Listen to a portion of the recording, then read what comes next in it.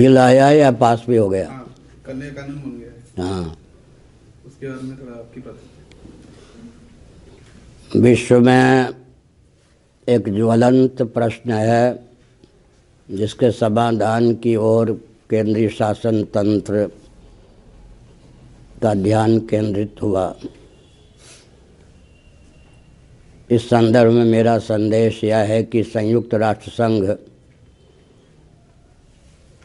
इस समस्या को गंभीरतापूर्वक ले और विश्व स्तर पर इसके समाधान का मार्ग प्रशस्त करे।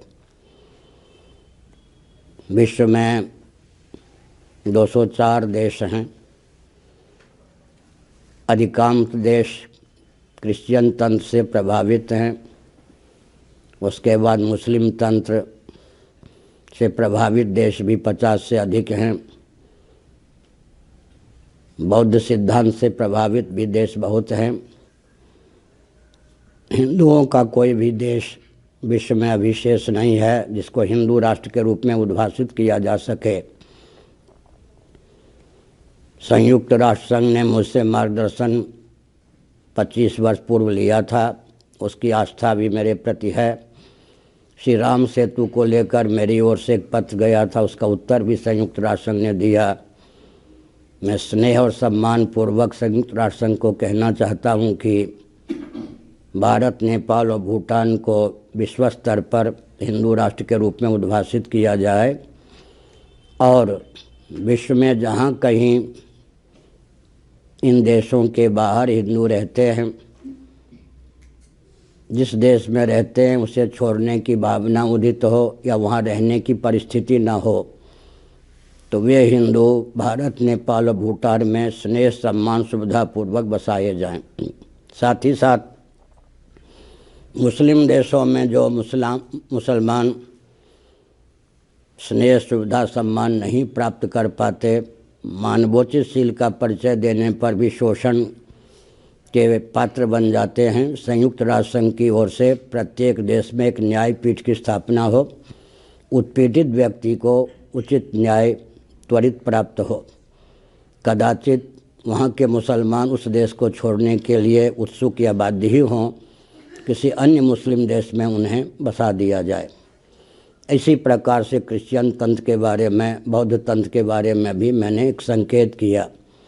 इसके पीछे एक रहस्य है, इतिहास है, उस पर ध्यान केंद्रित करना आवश्यक है।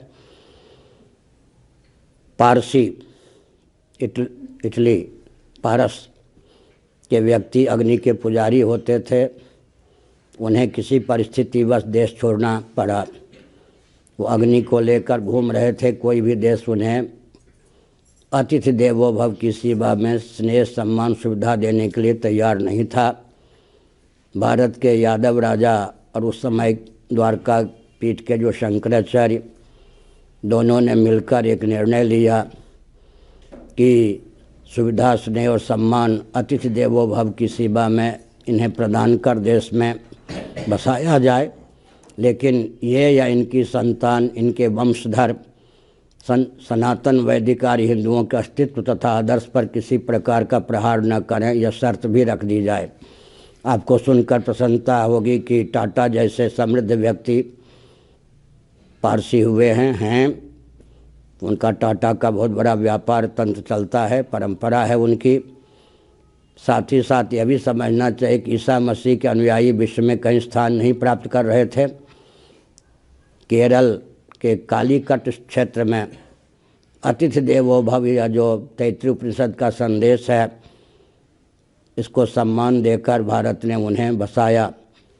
लेकिन उनके वंशधरों ने कालांतर में छलबल, डंके की चोट से सेवा आदि के नाम पर, शिक्षा के नाम पर हिंदुओं को अल्पसंख्यक बनाने का प्रयास किया। कृतज्ञता का परिचय नहीं दिया। मुगल तंत्र जब आक्रामक बन के भारत में आया, अपनी क्षमता के अनुसार भारत के मान्य क्षत्रियों ने लोहा लिया। जब वो शरणागत होकर आए दिल्ली में, तब अतिथि देवो भव की सीमा में उन्हें स्नेह, सम्मान, सुविधा देकर बसाया गया। कालांतर में वे भी हिंदुओं के लिए घातक सिद्ध हो गए। ऐसी परिस्थिति में यहाँ तक घटना घटी कि बहुत से मुसलमान आज भी चंद्रवंशी सूर्यवंशी हैं, जिनके पूर्वजों को बाध्य किया गया कुछ और होने के लिए। इन सब स्थितियों को देखकर उत्तर प्रदेश की कहावत मुझे याद आती है, दया बिना संत कसाई, दया करी तो आफत आई। दया के गर्भ से, अतिथि देवो भव के गर्भ से कभी कभी विप्लव हो जाता है। भगवती सीता का जो अपहरण किया रावण ने, अतिथि का रूप लेकर ही वो आया था। भले ही उसने त्रिदंडी स्वामी का रूप छोड़ दिया, इतना सम्मान किया बेश का कि मैं त्रिदंडी स्वामी नहीं हूँ, रावण हूँ। तो हमने एक संकेत किया कि अतिथि देवो भव कभी कभी बहुत घातक सिद्ध हो जाता है। इन सब तथ्यों पर विचार करके हमने नागरिकता शोधन को लेकर विश्व स्तर पर एक समाधान दिया। एक संकेत और करना उचित समझता हूँ। मैं वृंदावन में रहता था। भगवान श्री कृष्ण ने जहाँ दावानल का पान किया, उसके पास ही दावानल कुंड सरोवर बहुत प्रसिद्ध है। एक बार मैं उधर जा रहा था, एक बहुत विचित्र दृश्य देखा। 1-1 फीट की मछलियाँ मरी हुई सरोवर में ऊपर फैली हुई थीं। मैंने व्यक्तियों से पूछा, इन मछलियों को किसने मार दिया? एकाएक की सैकड़ों मछलियाँ कैसे मर गईं? जानकार व्यक्तियों ने बहुत अच्छा उत्तर दिया कि वृंदावन में 2 वर्षों से वर्षा नहीं हुई, पुराना जल मलिन हो गया। ये छोटी छोटी मछलियाँ थीं, इनको पुराने जल में रहने का अभ्यास हो गया। इस वर्ष मीठा जल प्रचुर एकाएक मूसलाधार वर्षा के रूप में प्राप्त हुआ। इन मछलियों में शुद्ध जल की सहिष्णुता नहीं रह गई थी और प्रचुर जल की सहिष्णुता नहीं रह गई थी, इसलिए इन्होंने दम तोड़ दिया। इसका मतलब स्वतंत्रता के बाद से जिस ढंग से कुटिलता पूर्वक क्रिश्चियनों की कूटनीति को भारत के प्रधानमंत्रियों ने ढाला, उसकी सहिष्णुता इतनी रचपच गई है कि एकाएक कोई परिवर्तन करे तो विप्लव हो जाता है। उत्तर प्रदेश राज्य में विप्लव हुआ भी। ऐसी परिस्थिति में संशोधन को लेकर जो अब उसकी उपयोगिता आदि की बात कही जाती है, अगर पहले से वातावरण बनाया गया होता तो कम से कम इतना विप्लव नहीं होता। इस संदर्भ में यह भी ध्यान रखने की आवश्यकता है कि सत्ता लोलुपता दूरदर्शिता भारत में राजनीति का पर्याय है। येन केन प्रकारेण छल छिद्र से सत्ता को अपने हाथ में लेने का एक रोग चल पड़ा है, इसलिए राष्ट्र की भक्ति गौण हो जाती है। अयोध्या आदि को लेकर भी हम देखते ही हैं कि निर्णय भी आता है तो सत्ता लोलुपता दूरदर्शिता का उसमें अंतर्निहित प्रवाह होता ही है। ऐसी स्थिति में अगर अमृत भी देंगे देश को तो देश में ऐसे तंत्र छाए हुए हैं जो विष का रूप प्रदान करेंगे। अतः फूंक फूंक कर कदम लेने की आवश्यकता है। विश्व स्तर पर प्राप्त समस्या के समाधान का हमने